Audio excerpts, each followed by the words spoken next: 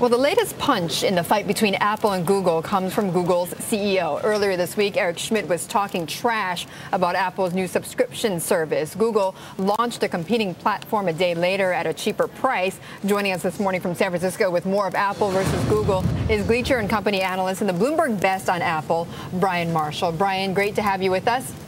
Thanks, Betty. So in this fight on digital content, essentially, who do you think is going to win here?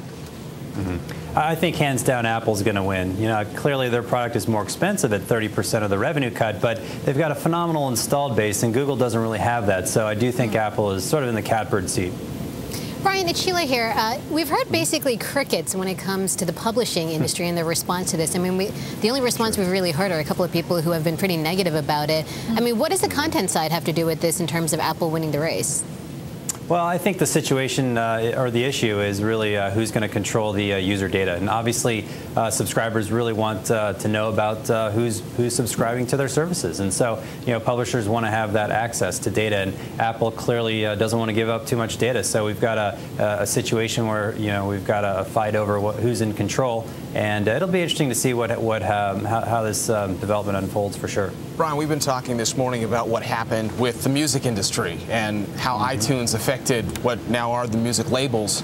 The publishing industry knows that pretty well, and you say Apple's going to win this hands down, but don't you think the publishers feel like if Google's got a fighting chance, they'd rather go with Google? Well, I think the question becomes, what are you going to get if you go with Google? I mean, clearly, you know, it's an emerging OS out there and installed base. If you look at Apple, for example, everything that runs iOS, their operating system, from iPhone to iPad to iPod Touch to Mac, that installed base later this summer is going to be about 275 million units. So a phenomenal installed base to go after. If I'm a content creator, I want to have access to that and have access to that distribution pipeline. So that's going to be pretty appealing to me, even if I have to give up 30% of the revenue. Brian, can you put that in perspective? You just said 275 million units, right? Sure. That run the Apple operating system. So how does that compare to a market, you know, where it runs the Android, you know, where what items or, you know, the units that run the Android operating system? How do you compare that? Well, if you look at the global cell phone market today, it's about 1.3 billion units, of which about 300 million is cell phones. So, you know, the entire cell phone market is essentially the size of the installed base that iOS has. Again, we're talking about iPhones, iPod Touch, iPads, as well as Macs. And so that kind of puts it into perspective. Brian, Bloomberg's reporting that the Justice Department's sniffing around with this new subscription service. Maybe there are concerns over the nature of this service. Is it anti-competitive? How could that throw a wrench in this whole Apple plan?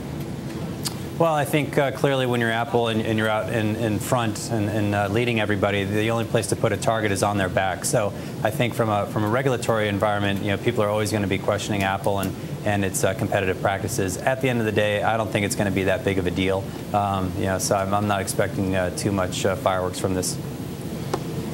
So how much money do you think at the end of the day Apple can make from this then?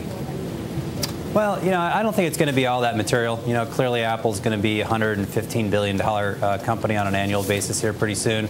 So this subscription, you know, we have done some analysis, but it's pretty preliminary. But at the end of the day, it's fairly immaterial. So I don't really see it to be all that big of a deal. It just represents sort of the next battleground, if you will, that Apple and Google are going to compete over.